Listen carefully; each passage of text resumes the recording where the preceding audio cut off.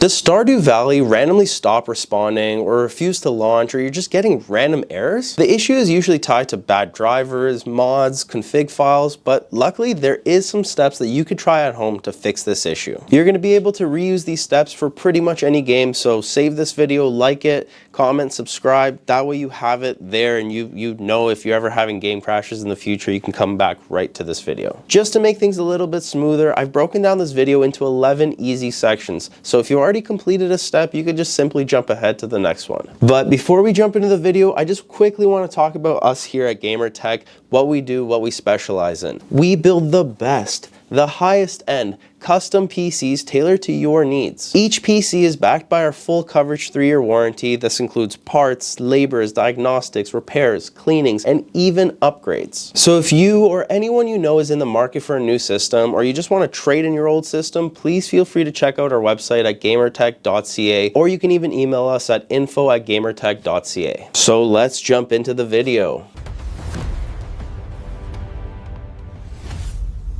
In section 1, we're going to be talking about updating your GPU drivers properly. First thing you should do, and honestly this solves most problems in games, is just update your graphics drivers. A lot of players think that they're up to date, but they aren't running the latest game ready driver. If you're using an NVIDIA graphics card, open up the NVIDIA app or GeForce Experience. Then you want to go to the drivers tab and check for the newest game ready driver. Install it, restart your PC, and then try launching the game again. For brand new titles, NVIDIA often releases a driver update the same week, sometimes even the same day, to fix any crashing issues. If you're on AMD, open up the Adrenaline software, click Home, and then check for any updates. Install the newest recommended driver. AMD also pushes optional drivers that include fixes for new games, so sometimes choosing the optional one is the better move. And if you're dealing with heavy corruption issues like artifacting, flickering, textures, or just crashes on launch, you can run a clean driver install using DDU, also known as Display Driver Uninstaller. This wipes everything and gives you a fresh driver install. This usually fixes deep stability problems. Welcome to section number 2. Let's discuss updating BIOS, chipset, and motherboard drivers. This one gets forgotten by almost every single person that comes in this shop with problems. Update your BIOS and your chipset drivers. Your motherboard controls communication between the CPU, RAM, GPU, and everything in your system. If the motherboard software is outdated, a AAA game can easily crash, freeze, or glitch. So here's what you're going to do. Go to your motherboard manufacturer's website,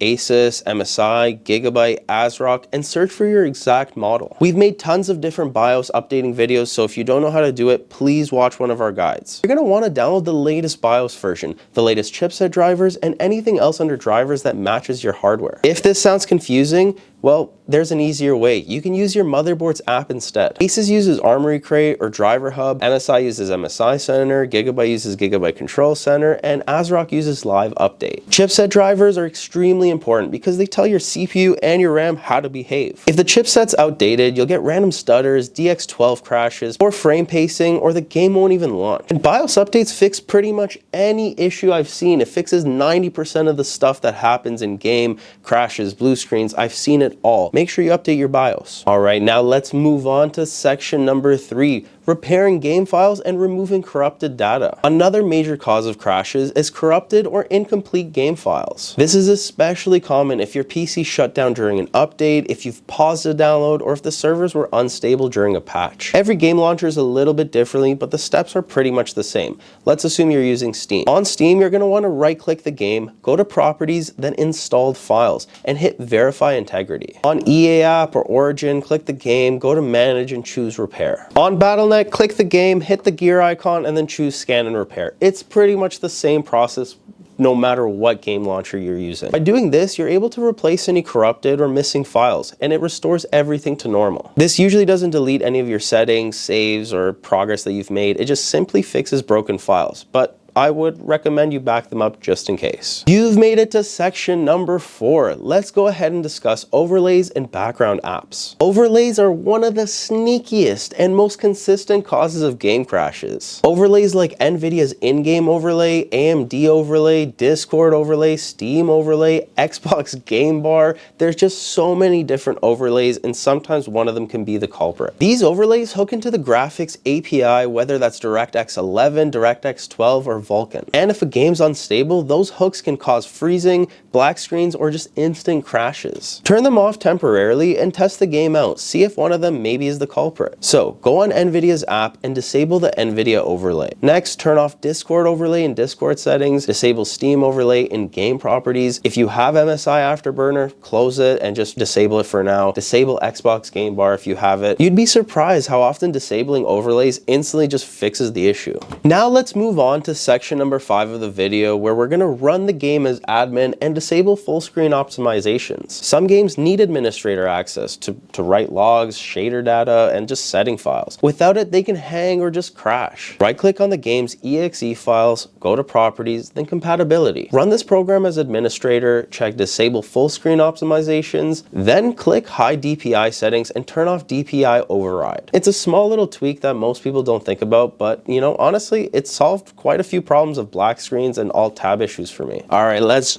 jump on in to section number 6. Let's clear your shader cache and DirectX cache. Corrupted shader cache is a huge reason why games like Battlefield, COD, or Fortnite crash or freeze during loading. Shader cache builds over time and helps improve performance, but if it becomes corrupt, you'll get random crashes. To clean it, open up Disk Cleanup on Windows and select DirectX shader cache. Also, you can go to NVIDIA's control panel, click Manage 3D Settings, scroll to shader cache size, and hit clear. When you launch the game again, it'll rebuild shader cache, and this can solve stutters, long load times, and crash loops. Alright, moving on to section number 7. This may not apply to everyone, but make sure you reset overclocks and check RAM stability. Whether you're overclocking or using automatic settings, instability in the CPU, GPU, or RAM will always show up first in games, long before it shows up in benchmarks. If you're overclocking your GPU, return it to stock settings. If your CPU has all-core overclock or PBO settings, return them to default. Also, if your RAM is running XMP or Expo, just turn it off temporarily to see if that helps fix your problem. And to be honest, RAM instability is actually one of the biggest causes of crashes, especially in new games. Many players don't realize that their memory kit is only stable in synthetic benchmarks, but not actually in gameplay.